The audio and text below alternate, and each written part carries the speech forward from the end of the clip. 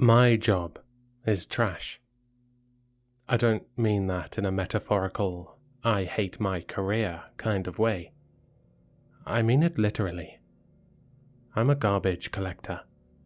My alarm goes off at 4 a.m.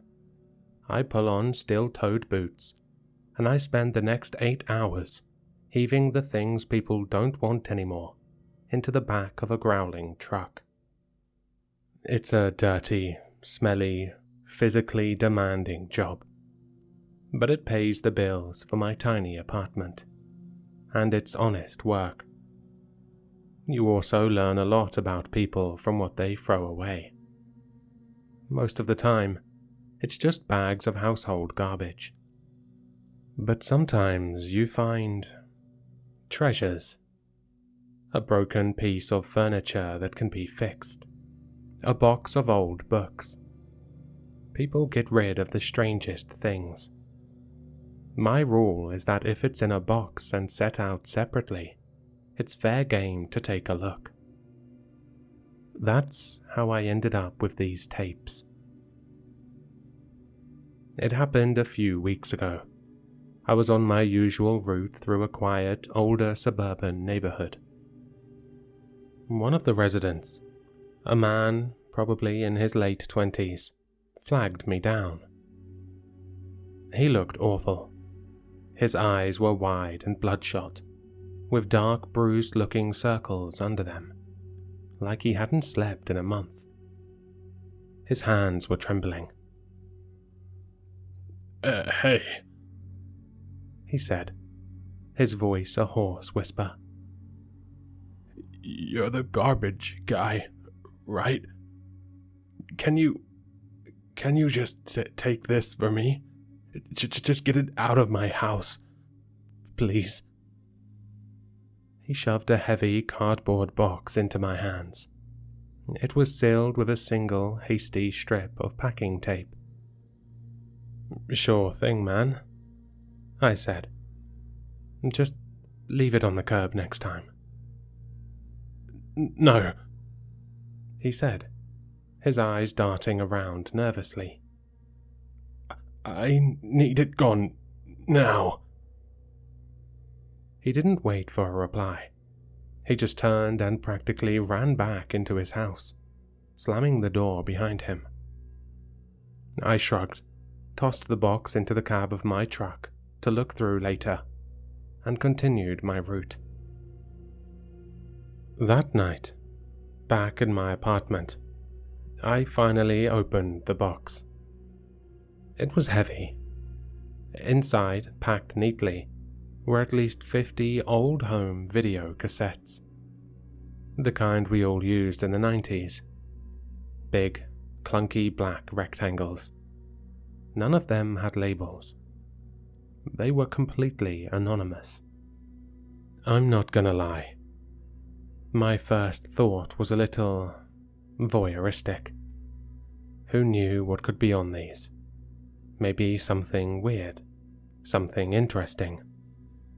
It was a window into a stranger's life. Anything was better than the usual mind-numbing cable TV. I had an old VCR TV combo I'd picked up from a thrift store. So I pulled it out, blew the dust off it, and popped in the first tape. The screen flickered to life with a burst of static, then resolved into a shaky, oversaturated home video. It was a kid's birthday party. A backyard, a bunch of screaming children, a cake with cartoon characters on it. The timestamp in the corner said 1998. Watching it, I got a strange sense of second-hand nostalgia. The clothes, the music, the quality of the video itself. It was a time capsule. And I recognized one of the kids.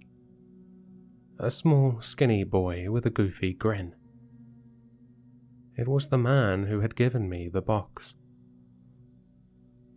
The next few tapes were more of the same. Christmas mornings, with mountains of discarded wrapping paper. Awkward family vacations to the beach, the camera panning shakily across sunburned faces. I watched him grow up on those tapes, from a little kid to a gawky teenager. It was strangely intimate, watching these moments that were never meant for my eyes.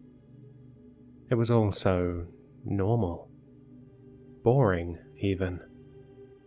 I was about to give up and just toss the whole box. That's when I put in the tape of the barbecue. The timestamp read July 2002. The scene was familiar. A sunny backyard, adults drinking beer, kids running through a sprinkler. The man from the tapes, now a teenager, was trying to flip burgers on a grill, clearly failing. It was another slice of mundane life. I was half watching, half scrolling on my phone. And then the video glitched. The screen dissolved into a brief, violent snowstorm of static, a loud buzz coming through the speakers. It lasted only a second. When the picture returned, the scene was the same. The burgers were still burning. The kids were still screaming. But something was different. In the background, hanging from the thick branches of a large oak tree, there was a shadow. It wasn't there before the glitch. I rewound the tape, watched it again. Normal scene. Buzzing. Glitch. And there it was. It was a dark, amorphous shape, like a smudge on the lens. But it had a distinct, unsettling form. It looked tentacled, like a squid or an octopus made of pure darkness, just dangling there among the leaves. I leaned closer to the screen, my heart beating a little faster. It was probably nothing. A film artifact.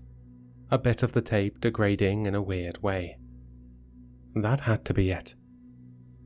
I shook my head, dismissing the creepy feeling crawling up my spine, and let the tape play out. The shadow never moved. It was just there, a silent, impossible observer in happy family memory. I put in the next tape. A Christmas morning from 2004. The family were in their living room, opening presents. The teenage boy, the man, was showing off a new video game console. It was all laughter and joy. I was watching intently now, waiting. Buzz, the glitch, the static. The picture returned, and my blood ran cold. It was there again, the thing, but it wasn't on a tree in the background anymore. It was in the house. For a few frames, just a fraction of a second, I saw it standing in the dark hallway that led out of the living room. It was clearer this time. It had depth, a three-dimensional quality. It wasn't a flat shadow. It was a thing. A tall, spindly, dark thing with what looked like long, thin limbs that coiled and shifted like they had no bones.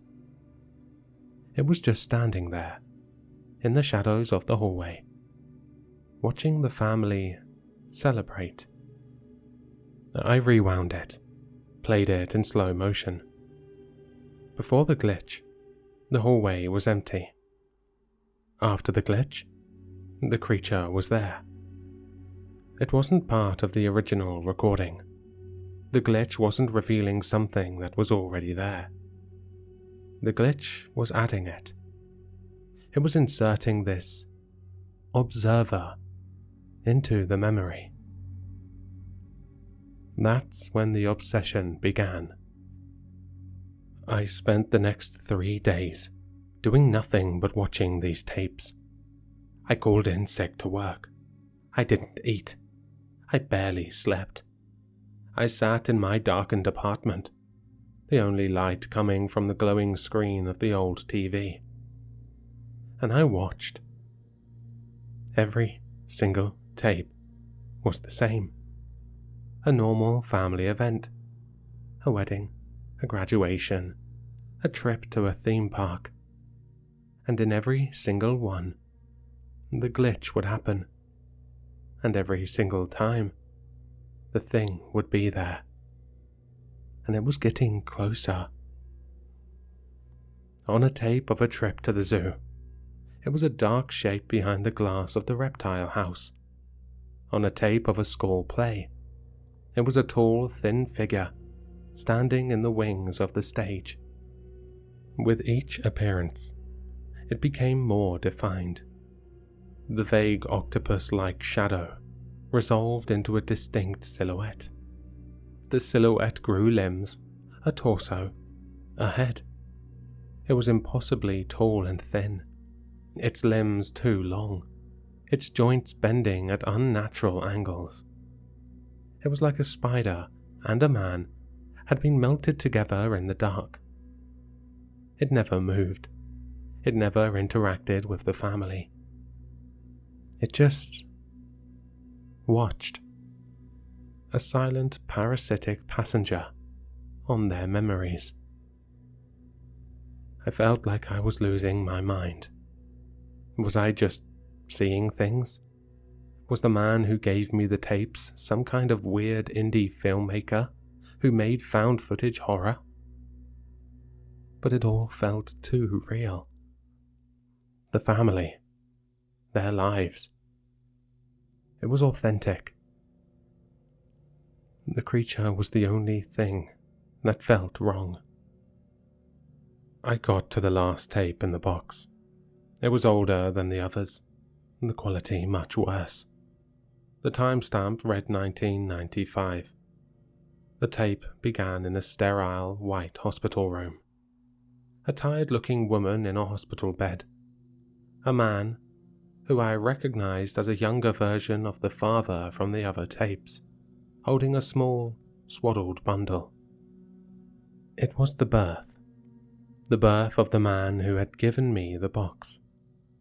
His first moments of life, captured on grainy, magnetic tape. I braced myself. I stared at the screen, my knuckles white, waiting for the inevitable glitch, waiting to see where the creature would appear this time. In the corner of the room, in the reflection of a window. But the tape played on. The baby cried. The mother smiled, exhausted but happy. The father cooed. The camera zoomed in on the baby's tiny, wrinkled face. It played perfectly, from start to finish. No glitches, no static, no creature. The tape ended, the screen dissolving into a blank, blue void. A wave of immense, shuddering relief washed over me. I laughed, a choked, hysterical sound. It was over. The last tape was clean. It was just a weird, recurring flaw in the other tapes. A magnetic anomaly. My brain had filled in the blanks, created a monster out of nothing. I was an idiot. A sleep-deprived, paranoid idiot. I leaned forward and turned off the VCR. The TV screen went black. And I saw it. It wasn't in a reflection. It wasn't a trick of the light. It was in the room with me. The darkness behind the television, in the corner where the shadows were deepest, was wrong. It was a patch of absolute black, a void that seemed to drink the faint light from the street lamp outside. And from that void, 2 points of light ignited, 2 giant, crimson, self-luminous eyes. They weren't looking at the TV. They were looking at me. I could see its shape now, fully formed, no longer a grainy image on the screen. It was pressed against the wall and the ceiling, its long, spindly limbs splayed out like a monstrous spider. Its body was a shifting mass of shadows, but those eyes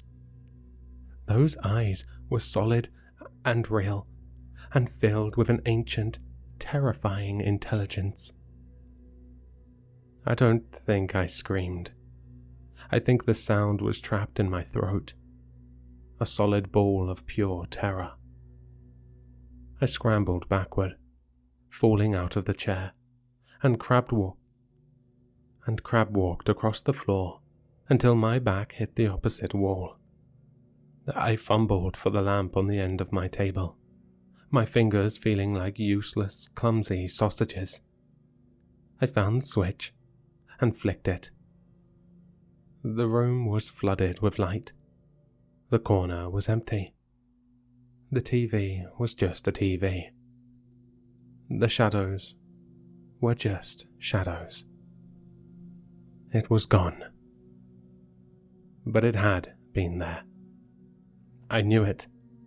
I spent the rest of the night huddled in my lit kitchen, clutching a butcher knife, jumping at every creak and groan of the old building. Sleep was a country I could no longer visit. The next morning, driven by a desperate need for answers, I decided to go back to the man's house. I had to know. I had to ask him what he'd put me through. I gathered up the tapes, put them back in their box, and drove over to his neighborhood. When I pulled onto his street, I saw the police cars. Yellow tape was cordoning off his house. My heart sank into my stomach. I parked down the street and walked closer, trying to look like a curious neighbor. A small group of actual neighbors were gathered on the sidewalk, speaking in hushed, morbid tones. "Just found him this morning," an elderly woman was saying.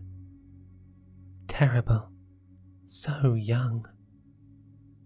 "What happened?" another neighbor asked. The woman lowered her voice, but I was close enough to hear. "They're not saying much, but my cousin's son is one of the officers on the scene. He said it was the strangest thing he's ever seen. The man was just sitting in his chair, no signs of a struggle. But his head, well, the top of his skull was gone, and his brain, it was missing." I didn't hear anything else. The words hit me like a physical blow. His brain was missing. The world tilted on its axis. I turned and stumbled back to my car, the box of tapes feeling like it weighed 1,000 pounds. I got home, my mind a blank roar of static. I needed to get rid of them, burn them, throw them in a river. I brought the box inside, and as I was about to just dump the contents into a trash bag, my fingers brushed against a piece of paper at the very bottom, hidden beneath the last cassette. I hadn't noticed it before. It was a small, folded note. The handwriting was shaky, erratic, the writing of a man on the edge of utter collapse. I unfolded it. It only had a few words. "I am sorry. It promised me it would leave me alone." And in that moment, I understood everything. He passed it to me. And now, Now I don't know what to do. Do I live with this thing, this silent observer, waiting for it to get hungry? Or do I find another person, another stranger, and hand them a box of old tapes? Do I save myself by damning someone else, just like he did? But it hadn't saved him. The creature had lied. It had moved on to me. And then it had gone back to collect its final payment from him. His brain. Maybe that's what it eats. Minds. I don't know. All I know is that I'm so tired. But I'm terrified to go to sleep.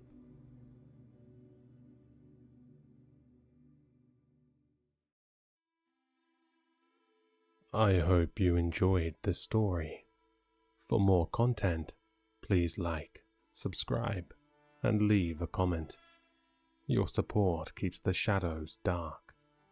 If you want more Sinister, links to my social media and Spotify can be found in the description, unless you're already there.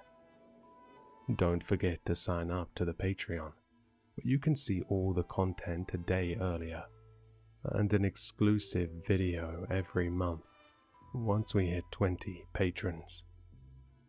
Until next time, keep your lights low, eyes open, and your doors locked.